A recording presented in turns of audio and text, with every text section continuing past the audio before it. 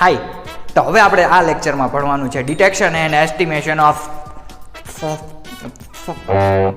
Phosphorus અને estimation of halogen અને sulphur. Okay, હેલોજનમાં કયા કયા છે? Chlorine, bromine, iodine. તો ચાલો. May I come in, sir? નહીં, નો, ના.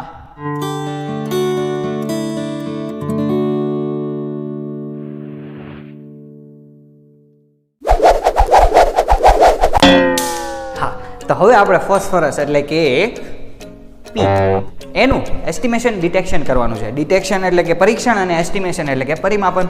હવે આપણે ઓર્ગેનિક કમ્પાઉન્ડની અંદર ફોસ્ફરસ આવેલું છે કે નહીં એ પહેલા આપણે પરીક્ષણ કરવું પડશે અને પછી એનું પરિમાપન એટલે કે કેટલું આવેલું છે એ પછી ચેક કરવાનું. તો સૌથી પહેલા ડિટેક્શન કરવું હોય તો શું કરવાનું છે કે આપણો ઓર્ગેનિક કમ્પાઉન્ડ લેવાનો. હવે એ ઓર્ગેનિક કમ્પાઉન્ડને ફ્યુમિંગ નાઇટ્રિક એસિડના દબાણ તળે એટલે કે એને પ્રેશરાઇઝ્ડ એવી રીતે રાખવામાં આવે HNO3 ની અંદર. હવે એમાં શું કરવામાં આવે છે કે સોડિયમ પેરોક્સાઇડ અથવા તો સોડિયમ કાર્બોનેટ અને પોટેશિયમ નાઇટ્રેટ સાથે એની રિએક્શન કરવામાં આવે છે જેથી તેનું સોડિયમ ફોસ્ફેટમાં રૂપાંતર થાય છે. આ તમે રિએક્શન જોઈ શકો છો આવી રીતે. હવે આવી રીતે જ્યારે એ સોડિયમ ફોસ્ફેટમાં રૂપાંતર પામે પછી તેને HNO3 કોન્સન્ટ્રેટેડ સાંદ્ર HNO3 અને એમોનિયમ મોલિબ્ડેટ સાથે રિએક્શન કરવામાં આવે. એટલે તમે જેમ જોઈ શકો છો તેમ આ રીતે રિએક્શન થવાથી પીળા કલરના પ્રેસિપિટેટ્સ અવક્ષેપો મળે છે. હવે આ જે અવક્ષેપો જે છે એ શું સૂચવે છે? અવક્ષેપ ન મળે તો પણ પીળા કલરનું જો સોલ્યુશન થઈ જાય તો પણ એ શું ઇન્ડિકેટ કરે છે કે આપણા કાર્બનિક પદાર્થની અંદર ફોસ્ફરસ આવેલો છે. ઓકે, તો એ ફોસ્ફરસનું આપણે આ રીતે ડિટેક્શન કરવાનું છે. સિમ્પલ છે, સાવ ઇઝી છે, બરાબર. તો હવે આ ફોસ્ફરસનું આ રીતે જ્યારે ડિટેક્શન થાય પછી એનું પરિમાપન કરવાનું. હવે હેલોજન પછી ફોસ્ફરસ પછી સલ્ફર એ ત્રણેય વસ્તુનું આપણે પરિમાપન એટલે કે એસ્ટિમેશન કરવાનું છે. પણ એ મેથડ એક જ છે, જે મેથડ છે કેરિયસ મેથડ. ઓકે, તો એ કેરિયસ મેથડની મદદથી એ ત્રણેયનું આપણે શું કરશું? એસ્ટિમેશન. તો હવે આપણે કેરિયસ મેથડથી જોઈએ એસ્ટિમેશન ઓફ હેલોજન, સલ્ફર અને ફોસ્ફરસ. તો શું હોય છે? કેરિયસ મેથડમાં હોય છે એક આવી 50 સેન્ટીમીટર બાય 2 સેન્ટીમીટર રેડિયસ વાળી શું હોય છે? એક ટ્યુબ હોય છે જેને કેરિયસ ટ્યુબ કહેવાય અને એની અંદર આવી એક જીનકુકડી એક ટ્યુબ હોય છે. હવે એની અંદર આપણો ઓર્ગેનિક કમ્પાઉન્ડ રાખવામાં આવે છે. હવે એ ઓર્ગેનિક કમ્પાઉન્ડ જ્યારે એમાં ભરીને એ આ ટ્યુબ કેરિયસ ટ્યુબની અંદર મૂકવામાં આવે છે. હવે એ કેરિયસ ટ્યુબની અંદર બીજું શું હોય છે કે ફ્યુમિંગ HNO3 એટલે કે ધુમાયમાન નાઇટ્રિક એસિડ હોય છે. હવે એ નાઇટ્રિક એસિડ સાથે બીજું શું હોય તો હેલોજનનું જો આપણે પરીક્ષણ કરવું છે તો એની અંદર આપણે શું એડ કરેલું હોય છે? AgNO3. તો એનું જે મિક્સચર છે એને રાખવામાં આવે છે. એની અંદર આવી એક નાની એવી ટ્યુબ હોય છે, એની અંદર આપણો ઓર્ગેનિક કમ્પાઉન્ડ હોય છે. એને આવી રીતે રાખીને ઉપરથી સીલ કરી દેવામાં આવે છે. હવે એ જ્યારે સીલ થઈ જાય પછી શું કરવાનું કે પછી આને ગરમ કરવાનું. ગરમ થાય એટલે શું થશે કે આપણા જે ઓર્ગેનિક કમ્પાઉન્ડમાં જે કાર્બન છે એનું કાર્બન ડાયોક્સાઇડમાં રૂપાંતર થાય, હાઇડ્રોજન છે એનું H2O વેપરમાં રૂપાંતર થાય અને જે હેલોજન છે X એનું શું થશે? એ AgNO3 સાથે રિએક્શન કરીને શું બનાવશે? AgX. હવે એ AgX જ્યારે બની જાય સંપૂર્ણપણે પછી શું કરવાનું કે આપણે પહેલાં કાર્બનિક પદાર્થનો વજન ચોક્કસ કરેલો હોય છે અને પછી જ્યારે રિએક્શન થયા બાદ AgX બનશે તો એનો વજન આપણે કરવાનું. એ બંનેનો વજન કરીને આપણે ગણતરી કરીને ખબર પડશે કે આપણા ઓર્ગેનિક કમ્પાઉન્ડની અંદર કેટલું હેલોજન આવેલું હશે. તો હવે એ ગણતરીનો પાર્ટ આપણે જોઈએ. તો હવે આપણે ગણતરી તરફ આગળ વધીએ અને ગણતરીમાં શું છે કે આપણી પાસે કાર્બનિક પદાર્થ એટલે કે આપણો ઓર્ગેનિક કમ્પાઉન્ડ એઝ યુઝ્યુઅલ આપણે કેટલો લઈએ છીએ? W ગ્રામ.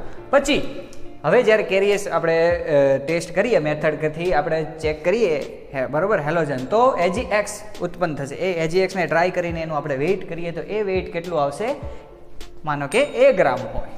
હવે AgX નું વેઇટ છે આપણા ઓર્ગેનિક કમ્પાઉન્ડનું એટલે કે કાર્બનિક સંયોજનનું વેઇટ છે. તો હવે શું છે કે આપણે એક પરમાણુ ભાર આપણે કેલ્ક્યુલેટ કરવો પડશે.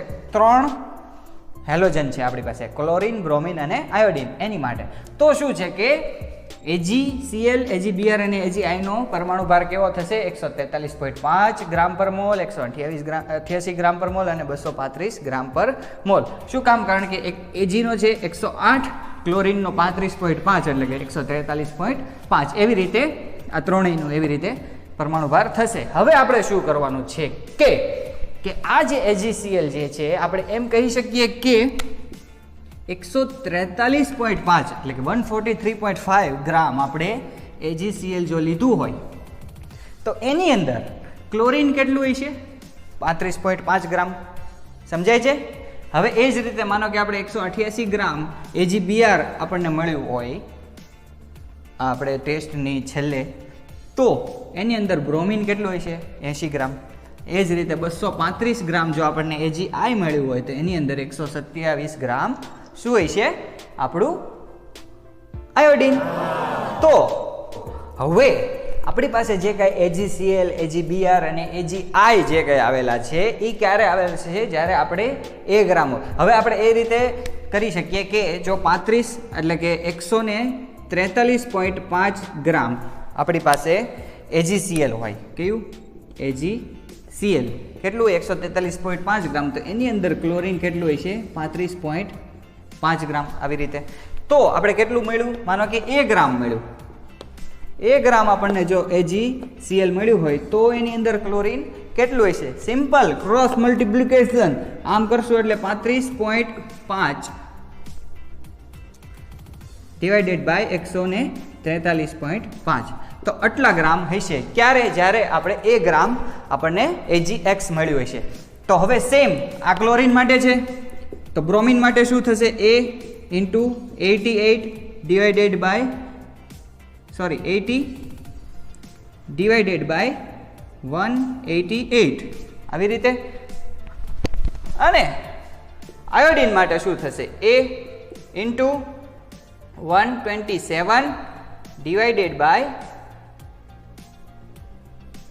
235. ઓકે, મારા અક્ષર થોડાક મોતીના દાણા જેવા છે એટલે થોડું એડજસ્ટ કરવું પડશે તમારે. 127. ઓકે, તો આ રીતે આપણને મળ્યું. શેના માટે? આ જે છે એ આયોડિન માટે, આ જે છે એ બ્રોમિન માટે અને આ જે છે એ ક્લોરીન માટે. આવી રીતે મળશે. હવે આ આપણને ક્યારે મળ્યું છે? જ્યારે આપણી પાસે W ગ્રામ ઓર્ગેનિક કમ્પાઉન્ડ હોય. તો હવે ફરીવાર એક ક્રોસ મલ્ટિપ્લિકેશન કરવું પડશે. કેવી રીતે કરવું પડશે? કે જો આપણી પાસે W ગ્રામ ઓર્ગેનિક કમ્પાઉન્ડ હોય તો આટલા ગ્રામ આપણને ક્લોરીન મળશે. સિમ્પલ. W ગ્રામ ઓર્ગેનિક કમ્પાઉન્ડ હોય તો આટલા ગ્રામ ક્લોરીન છે. એ જ રીતે W ગ્રામ ઓર્ગેનિક કમ્પાઉન્ડ હોય તો આટલા ગ્રામ બ્રોમિન છે. એ જ રીતે આટલા ગ્રામ W ગ્રામ આયોડિન છે. તો આવી રીતે આપણને મળશે. બરોબર? જ્યારે W ગ્રામ હોય ત્યારે. તો હવે આને પર્સન્ટેજમાં આપણે ફેરવવું હોય તો શું કરવાનું? કે 100 ગ્રામ લેવાનું. તો જો 100 ગ્રામ આપણી પાસે ઓર્ગેનિક કમ્પાઉન્ડ હોય તો ક્લોરીન કેટલું હોય છે? બ્રોમિન કેટલું હોય છે? અને આયોડિન કેટલું હોય છે? તો પાછું ક્રોસ મલ્ટિપ્લિકેશન આવશે. તો 100 ગ્રામ માટે શું આવશે? Percentage of chlorine is equal to શું થશે? કે 100. અહીં 100 પછી ઇન્ટુ આ આવશે એટલે ઇન્ટુ શું આવશે? A into 35.5 divided by 143.5 divided by શું છે? W ગ્રામ. એટલે કે અહીંયા આવશે W. આ રીતે. તો આ શેના માટે થયું? Percentage of chlorine. તો same for percentage of bromine શું થશે? કે 100 into this. Okay, 100 into A into 80 divided by 188 અને અહીંયા આવશે W. અને આયોડિન માટે 100 into A into 127 divided by 235 અને અહીંયા આવશે W. તો આ રીતે આપણને પર્સન્ટેજ ઓફ ક્લોરીન, બ્રોમિન અને આયોડિન મળશે. અને આના પરથી આપણે અલગ અલગ ન્યુમેરિકલ્સ કરવાના રહેશે. ઓકે, તો હવે આપણે જોઈએ કે એસ્ટિમેશન ઓફ સલ્ફર અને એસ્ટિમેશન ઓફ ફોસ્ફરસ કઈ રીતે થાય છે. તો હવે આપણે estimation of sulphur and phosphorus જોઈએ. તો જે રીતે આપણે હેલોજનનું એસ્ટિમેશન કર્યું હતું કેરીએસ મેથડ પ્રમાણે, એ જ રીતે સેમ એ જ રીતે આપણે કરવાનું છે એસ્ટિમેશન ઓફ સલ્ફર અને ફોસ્ફરસ. તો શું હોય છે, જેમ આપણે કેરીએસ મેથડમાં જ્યારે હેલોજન માટે શું લીધું હતું, HNO3 અને AgNO3, તો હવે AgNO3 સાથે રિએક્શન થઈને એમાં શું બન્યું હતું, AgX. તો હવે આપણે જ્યારે સલ્ફરનું એસ્ટિમેશન કરવું છે તો AgNO3ની જગ્યાએ આપણે લેવું પડશે BaCl2. એટલે શું થશે કે BaCl2 સાથે આપણો સલ્ફર રિએક્શન કરીને BaSO4 બનાવશે. એ જે BaSO4 છે એ સફેદ કલરના અવક્ષેપ એટલે કે સફેદ કલર વ્હાઇટ પ્રેસિપિટેટ્સ બનશે અને એને પછી આપણે ધોઈને સૂકવીને એનો વેઇટ કરીને ગણતરી કરવાની રહે. સેમ ટુ સેમ ફોસ્ફરસ માટે શું છે કે ફોસ્ફરસ માટે શું લેવાનું છે કે એમોનિયમ ક્લોરાઇડ એટલે કે NH4Cl, એમોનિયમ હાઇડ્રોક્સાઇડ એટલે કે NH4OH અને MgSO4 એટલે કે મેગ્નેશિયમ સલ્ફેટ લેવાનું છે. એટલે શું થશે કે એમાં શું બનશે, એમોનિયમ મેગ્નેશિયમ ફોસ્ફેટ બનશે. હવે એ એમોનિયમ મેગ્નેશિયમ ફોસ્ફેટ જે બને એને એ જે કંઈ પ્રેસિપિટેટ છે એને ધોઈને સૂકવીને જ્યારે ગરમ કરવામાં આવે ત્યારે એ મેગ્નેશિયમ પાયરોફોસ્ફેટમાં રૂપાંતર પામે છે. એટલે એ મેગ્નેશિયમ પાયરોફોસ્ફેટ છે એની આપણે કેલ્ક્યુલેશન એનું આપણે વેઇટ લઈને કેલ્ક્યુલેશન કરવાની. જેમ હેલોજનમાં AgXનો વેઇટ લઈને કેલ્ક્યુલેશન કરી હતી, એ જ રીતે સલ્ફરમાં BaSO4નો વેઇટ લઈને કરવાનું અને એ જ રીતે ફોસ્ફરસ માટે મેગ્નેશિયમ પાયરોફોસ્ફેટનો વેઇટ લઈને કેલ્ક્યુલેશન કરવાની. સેમ ટુ સેમ વસ્તુ છે, બરાબર. તો ચાલો હવે સલ્ફર અને ફોસ્ફરસની કેલ્ક્યુલેશન જોઈએ. તો જ્યારે આપણે કેરીએસ મેથડની મદદથી BaSO4 અને Mg2P2O7 મેળવ્યું એટલે કે સલ્ફરનું આપણે જ્યારે એસ્ટિમેશન કરતા હતા ત્યારે આપણને BaSO4 મળ્યું છે અને જ્યારે આપણે ફોસ્ફરસનું એસ્ટિમેશન કરતા હોઈશું ત્યારે આપણને શું મળશે, Mg2P2O7. જેમ હેલોજન વખતે આપણને AgX મળ્યું હતું એ જ રીતે તો સલ્ફર માટે શું મળશે, BaSO4. તો આપણે એમ માનીએ કે ઓર્ગેનિક કમ્પાઉન્ડનું વજન W ગ્રામ હોય ત્યારે BaSO4નું વજન જો A ગ્રામ મળે તો કેલ્ક્યુલેશન આપણે કઈ રીતે કરવાની, સેમ ટુ સેમ આપણે હેલોજનમાં કરી હતી એમ કે BaSO4નો પરમાણુ ભાર કેટલો છે, 233 ગ્રામ પર મોલ. તો એમ કહી શકીએ કે 233 ગ્રામ આપણને જો BaSO4 મળે તો એની અંદર સલ્ફર કેટલું હશે, 32 ગ્રામ. તો આપણે A ગ્રામ હોય તો કેટલું હશે, તો A ગ્રામ માટે કેટલું હશે, A into 32 divided by 233 આવી રીતે. ઓકે, તો હવે જ્યારે આપણે ફોસ્ફરસની વાત કરીએ તો સેમ ટુ સેમ આપણે ફોસ્ફરસ માટે પણ કહી શકીએ આ વસ્તુ કે 222 ગ્રામ અહીંયા શું છે, Mg2P2O7. ઓકે, તો જ્યારે 222 ગ્રામ Mg2P2O7 હોય તો એની અંદર ફોસ્ફરસ કેટલો હશે. હવે અહીંયા આપણે જોવાનું કે જો BaSO4માં એક જ સલ્ફર હતો એટલે આપણે એક જ સલ્ફર અહીંયા મળે છે, એ જ રીતે AgXમાં એક જ હેલોજન છે. તો હવે અહીંયા શું છે કે Mg2P2O7માં 2 ફોસ્ફરસ છે. તો આટલા ગ્રામ જ્યારે આપણી પાસે Mg2P2O7 એટલે કે મેગ્નેશિયમ પાયરોફોસ્ફેટ હોય ત્યારે એની અંદર ફોસ્ફરસ એટલે કે એ કેટલું હશે, P2 જેટલું હશે. એટલે એક ફોસ્ફરસ એટલે કે 31 એટલે 2 ફોસ્ફરસ માટે ફોસ્ફરસ કેટલું થશે, 62 ગ્રામ. ઓકે, તો હવે જ્યારે A ગ્રામ હોય તો કેટલું, ફરીવાર ક્રોસ મલ્ટિપ્લિકેશન થશે એટલે શું મળશે આપણને, A into 62 divided by 222 આટલા ગ્રામ. તો હવે આપણને આ ફોસ્ફરસ માટે અને આ સલ્ફર માટે મળ્યું છે. ક્યારે કે જ્યારે આપણી પાસે W ગ્રામ ઓર્ગેનિક કમ્પાઉન્ડ હોય. તો આપણે ફરીવાર એમ લખી શકીએ કે W ગ્રામ ઓર્ગેનિક કમ્પાઉન્ડ હોય ત્યારે શું થશે, સલ્ફર કેટલું હોય છે, A into 32 divided by 233. એ જ રીતે W ગ્રામ હોય ત્યારે આપણી પાસે ફોસ્ફરસ કેટલું હશે કે A into 62 divided by 222. તો આપણે આને પર્સન્ટેજમાં ફેરવવું હોય તો કઈ રીતે ફેરવશું કે 100 સાથે લેવાનું કે 100 ગ્રામ હોય, અહીંયા પણ 100 ગ્રામ હોય તો સલ્ફર કેટલું હશે અને અહીંયા ફોસ્ફરસ કેટલું હશે.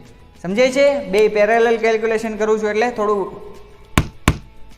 ધ્યાન આપજો કે W ગ્રામ આપણી પાસે ઓર્ગેનિક કમ્પાઉન્ડ હોય ત્યારે સલ્ફર કેટલા ગ્રામ હશે? આટલા ગ્રામ. તો 100 ગ્રામ હોય ત્યારે કેટલા હશે? ફરીવાર આપણે ક્રોસ મલ્ટિપ્લિકેશન કરવાનું. એ જ રીતે W ગ્રામ જ્યારે ઓર્ગેનિક કમ્પાઉન્ડ હોય ત્યારે આપણી પાસે ફોસ્ફરસ કેટલું હશે? આટલું.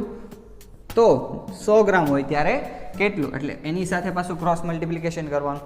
એટલે અહીંયા આપણને મળશે પર્સન્ટેજ ઓફ સલ્ફર અને અહીંયા મળશે પર્સન્ટેજ ઓફ ફોસ્ફરસ. તો કઈ રીતે મળશે? 100 into A into 32 divided by 233 into W. આટલા પર્સન્ટેજ. અને ફોસ્ફરસ માટે શું છે કે 100 into A into 62 divided by 222 into W. તો આ રીતે આપણે બે ફોર્મ્યુલા આપણને મળ્યા છે, એક તો ફોસ્ફરસ માટે ને એક તો બીજું શું છે? સલ્ફર માટે. અને એ જ રીતે હેલોજનના 3 હતા, ક્લોરીન, બ્રોમિન અને આયોડિન માટેના. તો ટોટલ 5 આપણી પાસે ફોર્મ્યુલા છે. આ 5 ફોર્મ્યુલાનો ઉપયોગ કરીને આપણે શું કરવાની છે? ન્યુમેરિકલ્સ કરવાના છે. ઓકે, તો એ 5 ફોર્મ્યુલા આપણે યાદ રાખવા પડશે, કારણ કે આ 62, 222, 233, 32 એ બધું મિક્સ ના થઈ જાય. સલ્ફરનું તમે ફોસ્ફરસમાં ન લખી નાખો, ફોસ્ફરસનું સલ્ફરમાં ન લખાઈ જાય, હેલોજનનું બધું મિક્સ ન થઈ જાય. ઓકે, તો એ બધું મિક્સ ના થાય એનું કાળજીપૂર્વક ધ્યાન રાખીને આપણે હવે ન્યુમેરિકલ્સ તરફ આગળ વધીએ. તો હવે આપણે એક છે ને એક કોમન ન્યુમેરિકલ જોઈએ ને એના પરથી તમને હેલોજન, સલ્ફર અને ફોસ્ફરસ ત્રણેય માટેના ન્યુમેરિકલ સોલ્વ કરતા આવડી જશે. પણ શરત એટલી છે કે તમને આટલા સૂત્ર યાદ હોવા જોઈએ. બરોબર? ક્લોરીન, બ્રોમિન, આયોડિન, સલ્ફર અને ફોસ્ફરસ માટેના. તો હવે શું છે કે રકમ બધામાં સરખી આપેલી છે. કેરીએસ પદ્ધતિ છે, કેરીએસ મેથડ છે, એટલે રકમ બધામાં સરખી જ આપેલી છે. પણ આપણે એ જોવાનું છે કે હેલોજન માટે છે, સલ્ફર માટે છે કે ફોસ્ફરસ માટે છે. તો આ રીતે કંઈક હોય છે રકમ કે ખાલી જગ્યા ગ્રામ કાર્બનિક સંયોજન, એટલે કે કોઈ પણ ઓર્ગેનિક કમ્પાઉન્ડનું વજન પહેલાં આપ્યું હોય છે ન્યુમેરિકલમાં. તો આપણે એ હંમેશા શેના દ્વારા આપણે દર્શાવીએ છીએ? W ગ્રામ દ્વારા. બરાબર? તો સૌથી પહેલાં તો ઓર્ગેનિક કમ્પાઉન્ડનું વજન આપ્યું હોય છે કે XYZ કોઈ પણ. આપણે માનો કે અહીંયા લઈએ 0.2 ગ્રામ. બરાબર? તો માનો કે 0.2 ગ્રામ કાર્બનિક સંયોજનનું કેરીએસ પદ્ધતિ વડે પરિમાપન કરતા, એટલે કે કેરીએસ મેથડથી એસ્ટિમેશન જ્યારે કરવામાં આવે તો અહીંયા W ગ્રામ પહેલાં તો આપણે 0.2 ગ્રામ લખી નાખીએ આવી રીતે. હવે શું છે એની એસ્ટિમેશન કરીએ તો બ્લેન્ક ગ્રામ, એટલે કે કોઈ પણ ગ્રામ આપ્યા છે એટલા ગ્રામ શું થશે? આપણને અવક્ષેપ મળશે, પ્રેસિપિટેટ્સ મળશે. તો જો આપણે હેલોજનની વાત થતી હોય તો જેમ આગળ ભણી ગયા તેમ હેલોજન હોય તો AgX ના પ્રેસિપિટેટ્સ મળતા હતા. પછી સલ્ફરની વાત હોય તો BaSO4 ના મળતા હતા. અને જો ફોસ્ફરસની વાત થતી હોય તો Mg2P2O7 એટલે કે મેગ્નેશિયમ પાયરોફોસ્ફેટના અવક્ષેપ મળતા હતા. તો અહીંયા શું લખ્યું છે? હવે આપણે એ ચેક કરવાનું કે અહીંયા શું લખ્યું છે કે શેના અવક્ષેપ મળે છે પરિમાપન કરતા. તો જો એણે લખ્યું હોય કે સિલ્વર ક્લોરાઇડ AgCl ના, તો ઓબ્વિયસલી આપણે ક્લોરીનનું પ્રતિશત પ્રમાણ શોધવાનું છે. પછી જો એમ લખ્યું હોય કે AgBr ના મળતા હોય તો બ્રોમિનનું AgI ના લખ્યા હોય તો આયોડિનનું પ્રતિશત પ્રમાણ શોધવાનું. એટલે આ મેઇન સ્ટેપ છે કે અહીંયા શું લખેલું છે. ઓકે, કે માનો કે અહીંયા BaSO4 લખ્યું હોય તો આપણે સલ્ફરવાળું સૂત્ર લાગુ પડશે. પછી Mg2P2O7 એટલે કે મેગ્નેશિયમ પાયરોફોસ્ફેટ હોય તો આપણે ફોસ્ફરસ વાળું સૂત્ર લાગુ પડવાનું. AgCl હોય તો ક્લોરીન વાળું, AgBr હોય તો બ્રોમિન અને AgI હોય તો આયોડિન વાળું સૂત્ર લાગુ પડશે. હવે માનો કે આમાંથી અત્યારે એમ પૂછ્યું હોય કે કીધું હોય કે A ગ્રામ, એટલે અહીંયા કોઈ પણ 0.8 ગ્રામ લખીએ આપણે કે 0.8 ગ્રામ આપણને એણે રકમમાં એમ કીધું હોય કે BaSO4 મળે છે. હવે આપણને ખ્યાલ આવી ગયું કે BaSO4 છે એટલે આપણે સલ્ફરની વાત થવાની છે. સલ્ફરનું પ્રતિશત પ્રમાણ આપણે ફાઇન્ડ કરવાનું છે. બરોબર? તો હવે BaSO4 નું મળે છે કેટલું? 0.8 ગ્રામ. એટલે આપણું A શું મળશે? 0.8 ગ્રામ. બરોબર? તો હવે આ જે 0.8 ગ્રામ A મળ્યું અને W મળ્યું, બે વસ્તુ મળી ગઈ. હવે આ બધા જ સૂત્રમાં ખાલી બે જ વસ્તુ આપણી પાસે નહીં હોય, A અને W. હવે અહીંયા જોવાનું કે શેનું પ્રતિશત પ્રમાણ ફાઇન્ડ કરવાનું છે. જો અહીંયા લખ્યું હોય સલ્ફર તો સલ્ફર વાળું સૂત્ર, ફોસ્ફરસ લખ્યું હોય તો ફોસ્ફરસ વાળું, ક્લોરીન લખ્યું હોય તો ક્લોરીન વાળું, બ્રોમિન હોય તો બ્રોમિન, આયોડિન હોય તો આયોડિન. તો અહીંયા BaSO4 છે એટલે ઓબ્વિયસલી અહીંયા શું હોય છે? સલ્ફર. સમજાય છે? તો હવે આપણે આ સલ્ફર વાળું સૂત્ર લેવાનું ને એની અંદર જ્યાં એ છે ત્યાં એની કિંમત મૂકવાની, જ્યાં ડબલ્યુ છે ત્યાં ડબલ્યુની વેલ્યુ મૂકવાની. તો એ રીતે જ્યારે તમે ગણતરી કરશો ત્યારે આપણને પર્સેન્ટેજ વેલ્યુ ફાઇન્ડ થઈ જશે. ઓકે, કોઈ પણ એટલે ખાલી આપણે જોવાનું છે શું કે ડબલ્યુ આપણને ખબર પડી જાય કે ભાઈ આ વસ્તુ છે એ આપણું ડબલ્યુ છે. ઓર્ગેનિક કમ્પાઉન્ડ લખ્યું હોય એટલે આપણું ડબલ્યુ. હવે એમાંથી જે પ્રેસિપિટેટ્સ મળે AgCl, AgBr, AgI, BSO4 અથવા તો મેગ્નેશિયમ પાયરોફોસ્ફેટનો. ઓકે, તો એ જે મળશે એ આપણું એ ગ્રામ હશે. અને જ્યારે અહીંયા લાસ્ટમાં લખ્યું હશે ક્લોરીનનું પ્રતિશત પ્રમાણ શોધો, બ્રોમિનનું શોધો, આયોડિનનું શોધો, બરોબર, કોઈ પણ લખ્યું હોય. જો ક્લોરીનનું હોય તો આપણે ઇક્વેશન ક્લોરીન વાળું યુઝ કરવાનું, બ્રોમિન લખ્યું હોય તો બ્રોમિન વાળું, આયોડિન હોય તો આયોડિન, તો એ રીતે આપણે એક પછી એક ગણતરી કરી શકીએ છીએ. કોમન છે, બધાના સૂત્ર પણ આવડેવા છે, પણ યાદ રાખવાના છે મોલેક્યુલર વેઇટ થી કે એનું સૂત્ર શું થશે. ઓકે, સિમ્પલ છે, આવડી જશે. તો આ રીતે આજે આપણે ડિટેક્શન અને એસ્ટિમેશન ઓફ ફોસ્ફરસ જોયું અને સાથે સાથે એસ્ટિમેશન ઓફ હેલોજન અને સલ્ફર પણ જોયું. એટલે ટોટલ અત્યાર સુધી આપણે detection and estimation of carbon, hydrogen, phosphorus, sulphur and halogen, હેલોજનની અંદર ક્લોરીન, બ્રોમિન અને આયોડિન, એટલું બધું ચેક કરી ચૂક્યા છીએ. એટલે આ ઇનફ છે તમારા માટે. હવે આપણે નેક્સ્ટ લેક્ચરમાં કંઈક અલગ ટોપિક સાથે મળશું, અલગ કેમિસ્ટ્રી સાથે મળશું. તો ત્યાં સુધી જય હિન્દ.